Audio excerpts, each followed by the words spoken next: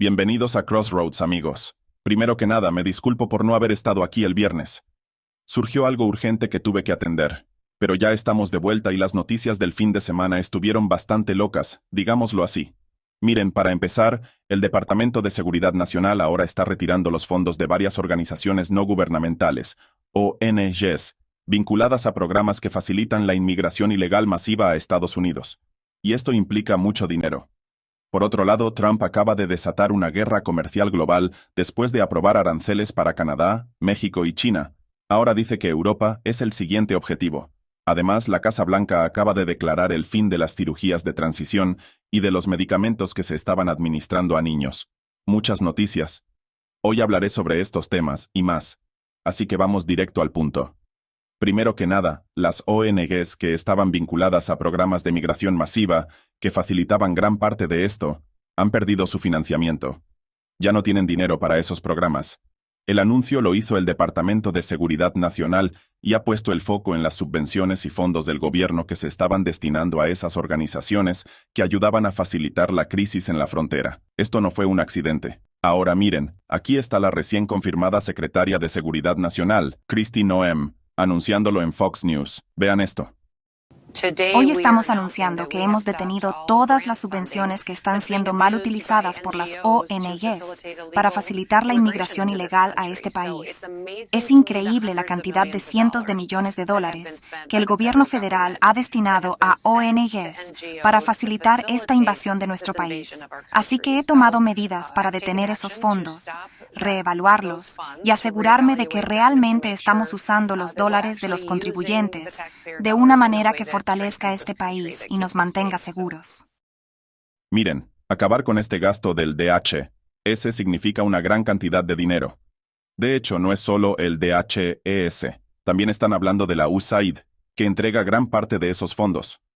Según la Agencia Federal para el Manejo de Emergencias, FEMA, Seguridad Nacional proporcionó un poco más de 640 millones de dólares para que, según su definición, entidades no federales, es decir, ONGs, pudieran compensar los costos permitidos asociados con la llegada de migrantes no ciudadanos a sus comunidades.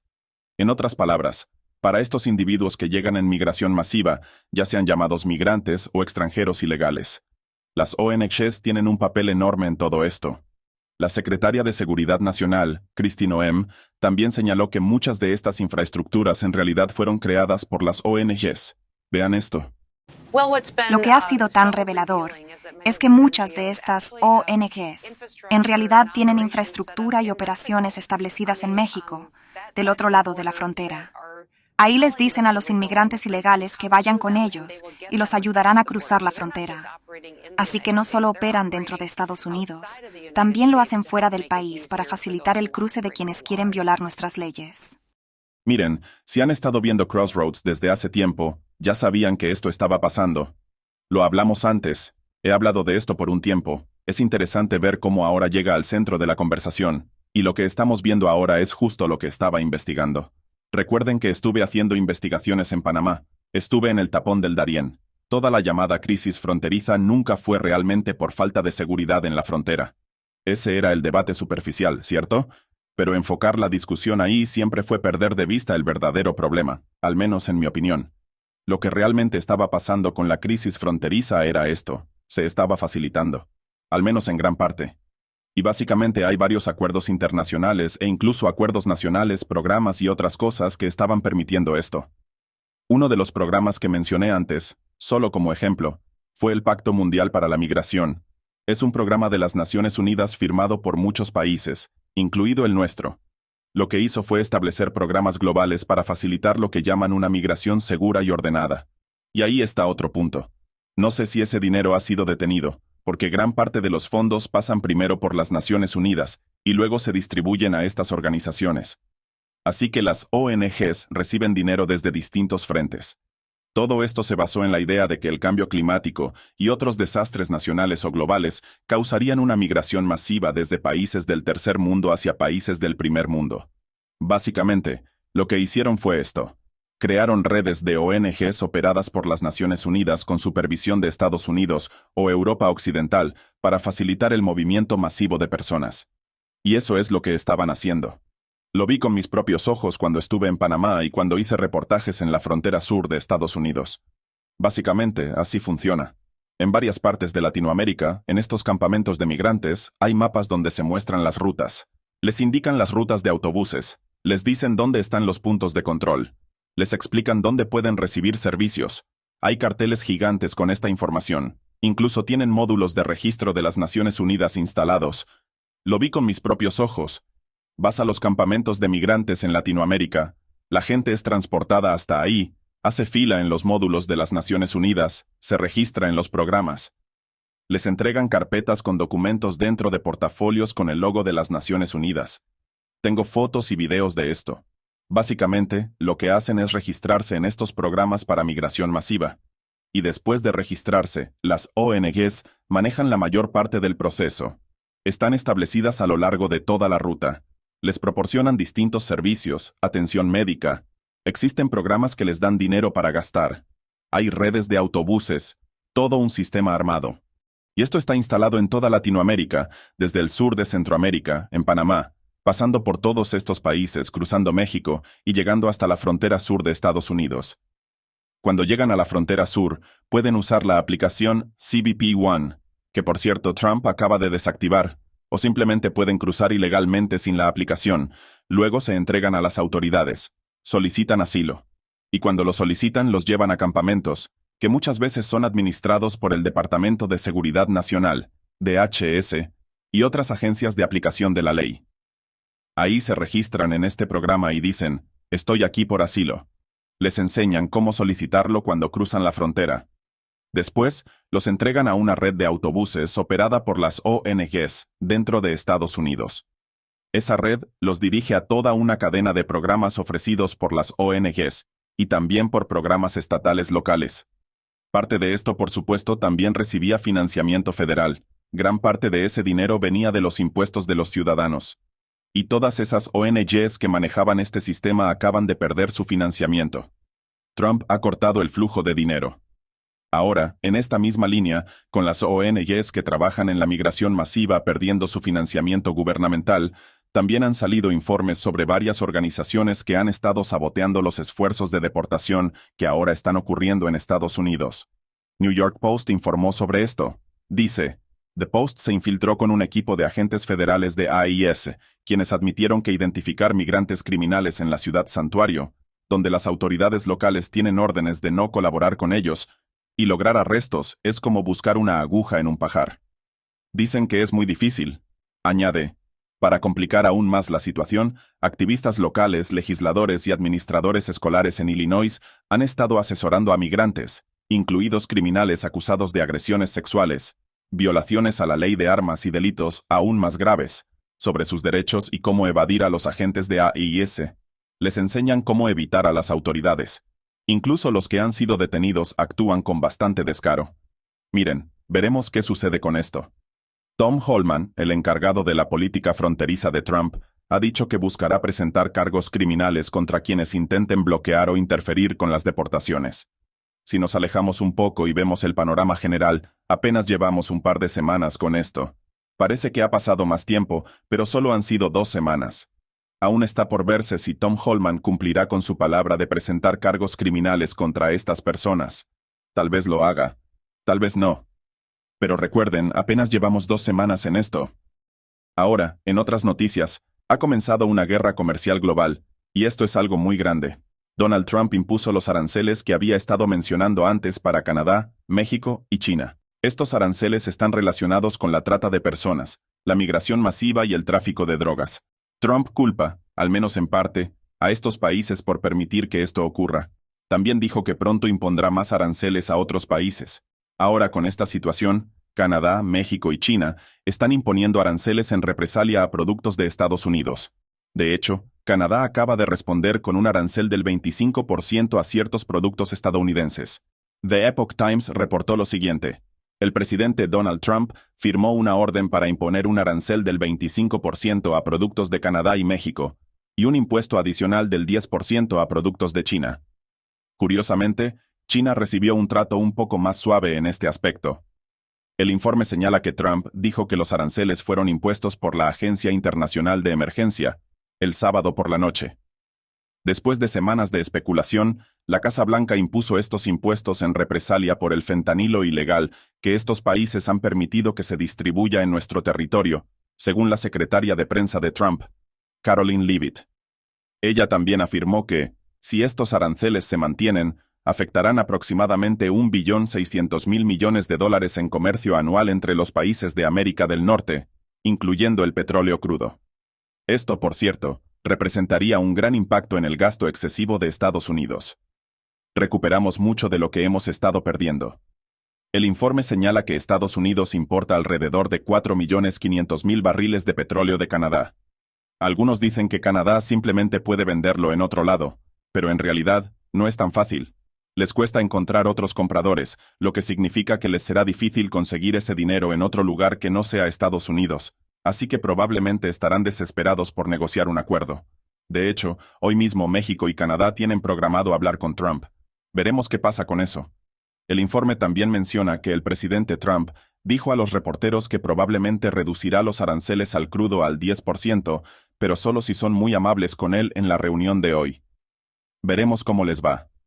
Ahora, sobre los aranceles de represalia, los impuestos que vienen del otro lado, Trump dijo que si Canadá sigue adelante con esto, él duplicará los aranceles contra Canadá. Antes de esto, los funcionarios canadienses ya habían advertido que su país no podría soportar ni siquiera un arancel del 25%, mucho menos uno del 50%. Canadá, por cierto, ya tomó acción. Aplicaron sus propios aranceles de represalia. El primer ministro canadiense, Justin Trudeau, está alentando a los canadienses a comprar productos nacionales, a comprar local. Como diciendo, este también es nuestro país. Supongo que Estados Unidos haría lo mismo si estuviera en esa situación, ¿no? Están diciendo que compren local, que compren canadiense, y están intentando hacerle frente a los productos de Estados Unidos. Esto es una guerra comercial, amigos. Es muy probable que México también salga muy golpeado con esto. El gobierno mexicano ha sido un poco más hostil que Canadá en este tema. Pero están tomando medidas, hasta cierto punto, contra el tráfico de drogas. De hecho, ya hay reportes de que México está endureciendo sus acciones para frenar el tráfico de fentanilo hacia Estados Unidos. Justo después de esto, hicieron una enorme incautación de drogas. Aún no está claro cuánto tiempo durarán estos aranceles. Principalmente responden a la acusación de que estos países no han asegurado sus fronteras y han permitido la entrada masiva de drogas e inmigrantes ilegales a Estados Unidos. Trump ha dicho, arreglen eso primero y después hablamos. Pero en realidad, Trump no está limitando la discusión solo a eso. También dice que hay que equilibrar los acuerdos comerciales con estos países si queremos eliminar los aranceles. Así que tal vez haya varias fases en esto. Parece que Trump está buscando renegociar los acuerdos comerciales con Canadá y México. Sobre este punto, CNN publicó lo siguiente. Dicen que el presidente Donald Trump, con solo una firma, podría hundir en recesión a los vecinos más cercanos de Estados Unidos. Hablaban sobre lo que podría pasar si Trump tomaba esta medida.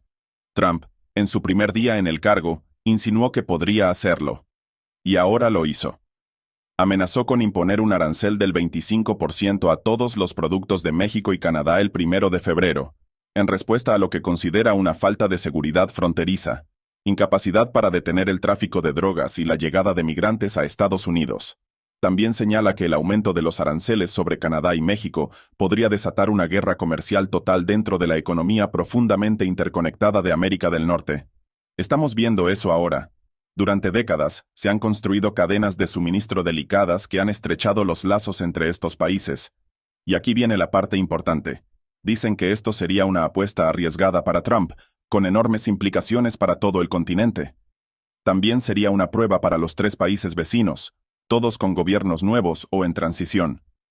Los economistas advierten que estos aranceles, si realmente se implementan, enviarían rápidamente a las economías de Canadá y México a una recesión. También provocarían un aumento en los precios para los consumidores estadounidenses en autos, gasolina y otros productos importados.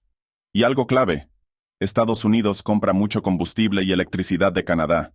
Si fuera necesario, técnicamente podría encontrar otras fuentes. Canadá nos necesita mucho más de lo que nosotros los necesitamos a ellos. Lo mismo con México. Pero básicamente conseguimos mucho petróleo crudo de Canadá, mucha madera de Canadá y parte de nuestra electricidad de Canadá. Trump está hablando de hacer que toda esa industria sea nacional de todos modos. Además, hay otros países a los que podríamos comprarles estos productos. Si tuviéramos que encontrar otras fuentes, no sería un problema grave. Para ellos, en cambio, perder el mercado estadounidense sí sería un problema, ya sea por los aranceles o porque dejemos de comprarles. Lo mismo con México. Aparte de las remesas que los inmigrantes ilegales envían de regreso a su país, que representan mucho dinero, y aparte del narcotráfico, que mueve dinero dentro de su economía, México depende mucho de la industria automotriz, de la fabricación y de autopartes. Trump está hablando de reconstruir Detroit, que antes era el centro económico de la industria automotriz. Eso significa que la economía de México ya enfrenta un panorama complicado. México está en una posición muy difícil con esto. Dicen que si Trump mantiene estos aranceles, cito, esto sería una verdadera guerra comercial, no solo un pequeño enfrentamiento. Esto es serio. Dicen, habría pérdidas de empleo y personas que perderían sus hogares. Eso lo dijo Joe Bruselis, economista jefe de RSM. Ahora, sobre China, ese es otro tema completamente diferente. El Partido Comunista Chino está respondiendo con mucha menos flexibilidad que Canadá o México. El PSC, en este momento, está tomando medidas de represalia e incluso está hablando con la Organización Mundial del Comercio sobre el tema. Recuerden que les dimos acceso a esa organización. Tal vez veamos que Estados Unidos o China terminen retirándose de ahí. Ya veremos. Ahora, la nueva ola de aranceles contra China también está relacionada con el narcotráfico, en especial con el fentanilo. El PSC es la mano oculta que mueve los hilos del tráfico de drogas. Ellos suministran las drogas sintéticas, los ingredientes químicos, los precursores e incluso lavan el dinero de los carteles. El PSC, de hecho, inició estas operaciones como una especie de guerra de drogas contra Estados Unidos, inspirada en la guerra del opio. Incluso los bancos chinos están involucrados en esto. Pero la guerra comercial con China no se limita a esto. Es muy probable que se expanda a otros sectores. Quizá a muchos. De hecho, Trump impuso más aranceles y restricciones que podrían afectar seriamente a China. Uno de los más importantes fue eliminar toda la política de comercio de minimis. Recuerden esto. Básicamente, la política de minimis permite que los productos enviados por debajo de cierto valor queden exentos de aranceles. Las empresas chinas como Shein y Temu han sido acusadas de aprovecharse de este sistema. Vuelan por debajo del radar.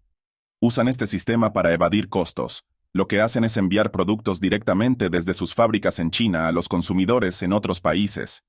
Eso significa que eliminan intermediarios como fábricas, almacenes y centros de distribución. Y al hacerlo, logran que el costo de sus envíos esté por debajo del umbral de minimis, lo que les permite evadir impuestos y vender más barato que todos los demás. Aprovechan este vacío legal. ¿Y qué significa esto? Bueno, que los bajos costos que permitían este sistema, gracias a las políticas comerciales, acaban de terminar. Díganle adiós a los precios súper bajos que conseguían en esas aplicaciones chinas. Prepárense para ver cómo esas y otras empresas chinas similares reciben un golpe enorme, porque el juego se acabó. Pero miren, hay otros aranceles también. Y aunque Trump no menciona directamente a China en este punto, estas medidas funcionan como aranceles contra China. Trump también está hablando de aranceles sobre el petróleo. Eso va a afectar aún más a Canadá, y también a Arabia Saudita y a otros países. Tendrá un impacto enorme en muchas naciones. Pero volviendo a China, también está hablando de aranceles sobre productos farmacéuticos. Estados Unidos importa gran parte de sus medicamentos desde China.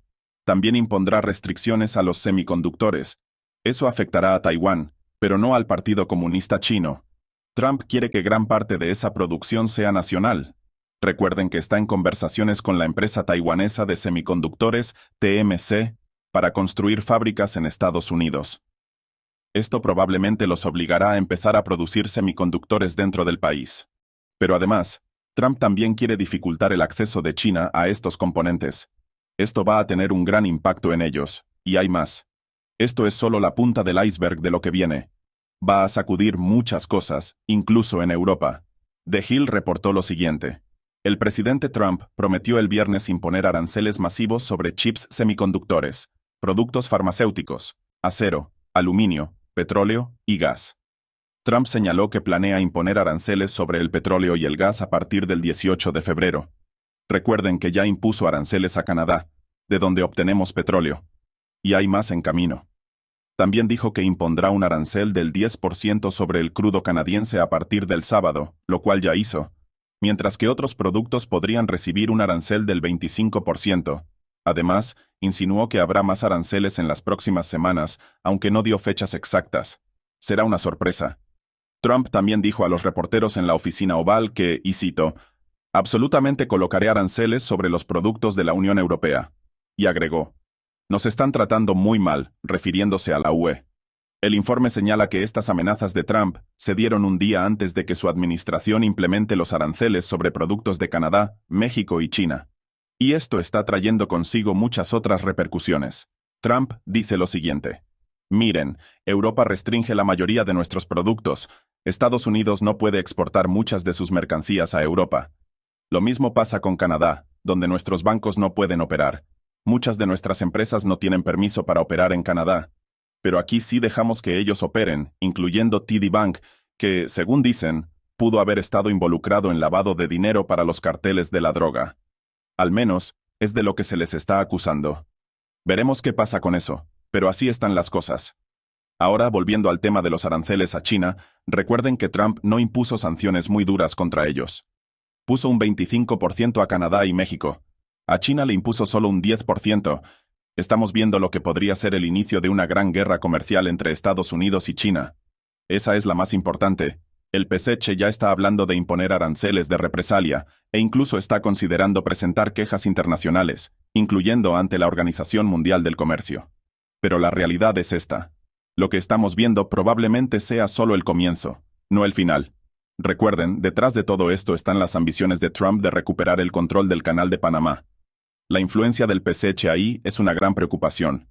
De hecho, Trump lo dijo públicamente. Miren, Panamá, nosotros no firmamos un acuerdo con China, firmamos un acuerdo con ustedes. Si no eliminan la presencia del PSC, vamos a reclamar nuestro derecho sobre el canal. Ahora Panamá ya salió o está saliendo de la iniciativa de la Franja y la Ruta de China. Ya están en ese proceso. Lo mismo pasa con las conversaciones de Trump sobre Groenlandia y el fortalecimiento de la seguridad en el Ártico. China es el foco de eso, y también Rusia.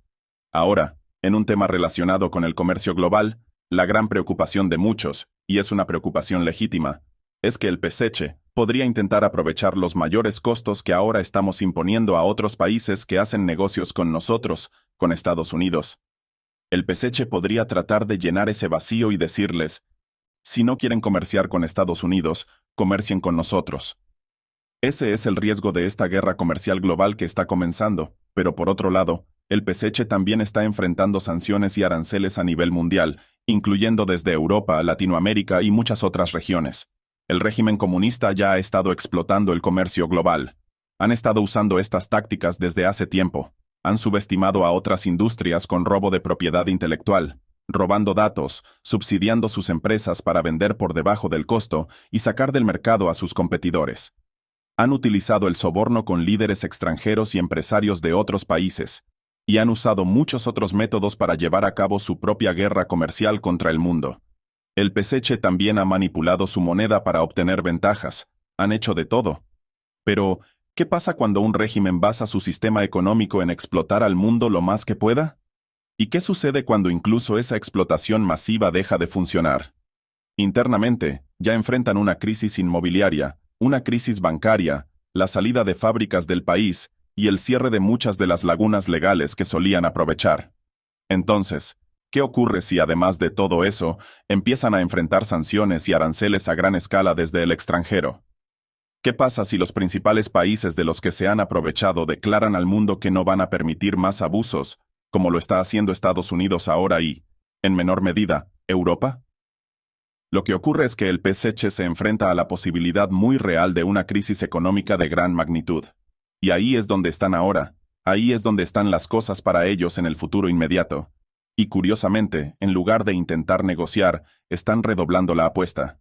El régimen va a estar en el centro de estos nuevos aranceles, y esto apenas comienza. The Epoch Times informó lo siguiente. El 20 de enero, en su primer día en el cargo, Trump firmó un memorando ordenando a las agencias federales investigar prácticas comerciales desleales de países extranjeros y recomendó políticas comerciales en respuesta. El documento de política comercial señala específicamente a China para una revisión de su cumplimiento con el acuerdo comercial de la fase 1 del 2020, el uso de terceros países para evadir aranceles y el flujo de fentanilo hacia Estados Unidos. En otras palabras, Trump estaba hablando de aranceles. Señaló directamente a China.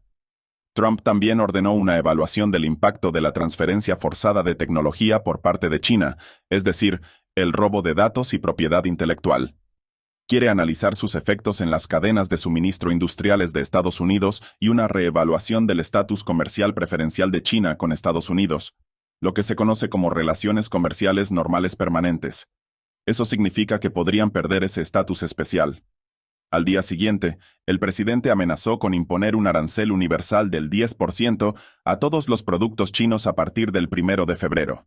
Desde que asumió el cargo, Trump no ha mencionado el arancel del 60% que había prometido en campaña, pero podría hacerlo. Incluso ha hablado de aranceles del 100% sobre China. Eso significa que aún no ha ido con todo, pero China parece ser un punto clave en su estrategia. Y hablando de empresas chinas y de la economía del peseche, parece que cometieron un gran error recientemente. Uno de los movimientos más importantes que vimos fue el lanzamiento global de DeepSeek AI. China hizo esto en un momento muy oportuno para Donald Trump. ¿Pero qué pasó? Trump llegó en su primera semana en el cargo con grandes anuncios. Presentó un enorme proyecto de inversión en la industria y la infraestructura de Estados Unidos. Este gran plan, llamado Stargate, incluía inteligencia artificial, infraestructura y enormes inversiones por billones de dólares. Luego, justo después de esto, una empresa china lanza un programa de inteligencia artificial gratuito en línea. Esto sacudió todo el mercado de valores. Las acciones de las empresas con las que Trump acababa de reunirse se desplomaron en cerca de $1 billón. Y eso llamó mucho la atención, y no precisamente la atención que querían. Desde entonces, la bolsa ha comenzado a recuperarse, pero ahora parece que DeepSeek, la empresa que hizo esto, podría haber ido demasiado lejos. La compañía ahora enfrenta investigaciones, y entre ellas, como dije que pasaría, hay investigaciones sobre si robó parte de su tecnología. The Epoch Times reportó lo siguiente. La empresa china de inteligencia artificial DeepSeek sorprendió al mercado al presentar un chatbot desarrollado a una fracción del costo de sus competidores en Estados Unidos. ¿Cómo lo lograron? Veamos. Se están planteando dudas sobre si la empresa tomó un atajo, y ese atajo podría haber reducido los costos. Pero en lugar de innovar, OpenAI, la creadora de ChatGPT, dijo el 29 de enero que DeepSeek podría haber usado su información de manera inapropiada. Sabemos que grupos en la RPC, República Popular China, están trabajando activamente para utilizar métodos, incluyendo lo que se conoce como destilación, para intentar reemplazar los modelos avanzados de inteligencia artificial de Estados Unidos. Un portavoz de OpenAI dijo esto a The Epoch Times, usando la sigla oficial del régimen chino, la República Popular China. Agregaron, estamos al tanto y estamos revisando indicios de que DeepSeek pudo haber destilado nuestro modelo de manera inapropiada. Compartiremos información conforme sepamos más. Explicaron que la destilación es una técnica de inteligencia artificial en la que un desarrollador entrena un modelo extrayendo datos de otro más grande. Toman la información de un modelo más avanzado. OpenAI establece en sus términos de servicio que no permite a nadie extraer datos de su sistema para desarrollar productos de la competencia. Y eso es precisamente de lo que están acusando a DeepSeek. El informe también menciona que David Sachs, el asesor de inteligencia artificial de la Casa Blanca, sugirió que DeepSeek hizo exactamente eso. Dijo lo siguiente. Existe evidencia sustancial de que lo que DeepSeek hizo aquí fue extraer el conocimiento de los modelos de OpenAI. Él dijo esto en una entrevista reciente en Fox News. No creo que OpenAI esté muy contento con esto. Y francamente, no creo que Trump esté muy contento con esto tampoco. Ahora en ese punto los usuarios también encuentran esto. Cuando le preguntan qué es, DeepSeek declara, no dice, yo soy DeepSeek, China me fabrica. No dice eso. Declara que es en realidad ChatGPT. Dice, yo soy ChatGPT de OpenAI. Solo dice eso, lo cual hace todo esto bastante incómodo, digamos. Si se le pide a DeepSeek que lo explique un poco más, él lo hace. Él simplemente añade que en realidad es solo ChatGPT, él solo explica eso. Por lo tanto, investigan esto ahora. Veremos a dónde llega eso. Pero mira, en otras partes de esto, Trump discute más restricciones comerciales sobre chips de alta tecnología, estos semiconductores. Y se alega ahora que China usa vacíos legales para obtener semiconductores restringidos. Porque recuerde, bajo la administración de Biden, Biden restringe los chips de inteligencia artificial y evita que vayan a China. Y esto pronto se aborda porque parece que China los obtiene de todas formas. Mire, más restricciones en la venta de estos chips pueden cortar muy fuerte el impulso del Partido Comunista Chino para dominar el mercado de alta tecnología. Y Trump dice exactamente esto. Él busca imponer más restricciones de chips a China. China dice, oye, nosotros los fabricamos, no te necesitamos. Pero es curioso que intenten robarlos y obtenerlos por medios engañosos cuando no los necesitan. ¿No es raro? Ahora mire, en otras noticias, el Departamento de Educación, el DOE, acaba de anunciar que inicia una investigación en una escuela en Denver por supuestamente convertir un baño de niñas en un baño de todos los géneros. Hablaré más sobre esto después de que volvamos de un breve descanso. Occidente empieza a descubrir que su destino está ineludiblemente ligado a China y que esto representa una de las mayores amenazas para la subsistencia de sus libertades, creencias, instituciones y principios fundamentales. El régimen autoritario y ateo de China, el Partido Comunista Chino, lleva años ejecutando un plan para hundir a Estados Unidos y avanzar en el dominio mundial. Conocer estos planes es la información más valiosa que usted puede tener en estos momentos porque le permitirá prepararse para lo que pueda ocurrir y protegerse de una gran variedad de estrategias malintencionadas que despliega el régimen chino para conseguir lo que busca sin importar el coste humano. Esta es la información que presentamos en China en Foco de NTV. Suscríbase a nuestro canal de YouTube, manténgase informado con nosotros y proteja su porvenir, el de su familia y el de toda su comunidad. Bienvenidos de nuevo. Amigos, estamos apenas 2 semanas en la administración Trump, y él habla ahora y toma grandes pasos para eliminar muchas de las políticas de la administración anterior. Y mire, esto incluye una eliminación masiva de políticas relacionadas con la política de género, la política racial y también la política ambiental. Muchas de estas se sacan del sistema, y entre estas que se eliminan se encuentra la agenda trans, uno de los grandes focos al parecer. Ahora, cuando Trump estuvo en la campaña electoral, él habló sobre enfrentar la agenda trans. Él dijo que prohibiría muchas de las políticas que permiten que los niños se sometan a cambios de sexo antes de los 18 años, ¿cierto? Él dijo que incluso consideraría vías para permitir demandas u otras investigaciones contra las personas que puedan haber conducido a los niños por ese camino. Si muestran signos de incentivar a los niños o lo que sea, pueden enfrentar investigaciones, y ahora parece que eso no fue solo charla vacía. El Departamento de Educación anunció que lanza una investigación en una escuela en Denver por presuntamente convertir un baño de niñas en una instalación para todos los géneros. Esta es la declaración oficial del DOE. Ellos dicen, cito, que la Oficina de Derechos Civiles del Departamento de Educación, OCR, anunció hoy una investigación en el Distrito Escolar Público de Denver por discriminar a sus estudiantes femeninas al convertir un baño de niñas en un baño para todos los géneros en su escuela secundaria más grande. Lo interesante aquí es que Trump usa la Ley de Derechos Civiles como la herramienta principal para combatir la agenda trans. Él sugiere que la Ley de Derechos Civiles no protege a las personas trans porque Estados Unidos solo reconoce oficialmente al hombre y a la mujer y nada más, ¿cierto? Es hombre o es mujer. No hay término medio.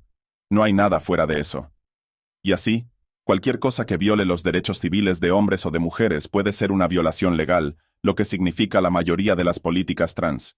Así es como él lo combate, pero ellos dicen, el DOE, cito, como resultado de este baño para todos los géneros, ¿cierto? Ellos dicen que East High School ahora tiene un baño exclusivo para estudiantes masculinos y ningún baño para estudiantes femeninas en su segundo piso. Se dice que el título 9 de la Enmienda de Educación de 1972 y sus regulaciones de implementación son claras, cito, un receptor de fondos federales como el distrito puede proporcionar vestuarios y duchas separados según el sexo, pero tales instalaciones proporcionadas para estudiantes de un sexo deben ser comparables a las instalaciones proporcionadas para estudiantes del otro sexo. Lo que significa que si tienen un baño para niños y luego un baño para todos los géneros y las niñas no tienen un baño oficial para ellas, están discriminando. Esa es la acusación. Ellos dicen, cito, el informe alarmante de que el Distrito Escolar Público de Denver negó a las estudiantes femeninas un baño comparable al de sus compañeros masculinos parece violar directamente los derechos civiles de las estudiantes femeninas del distrito, dijo el secretario adjunto interino de Derechos Civiles Craig Traynor. Él dijo, cito, déjenme ser claro, Es un nuevo día en América, y bajo el presidente Trump, la Oficina de Derechos Civiles, OCR, no tolera discriminación de ningún tipo. Ordené a la Oficina Regional de Denver de la OCR investigar este asunto completamente. Ahora, amigos, no se trata solo de baños. Ustedes ven mucho más de eso.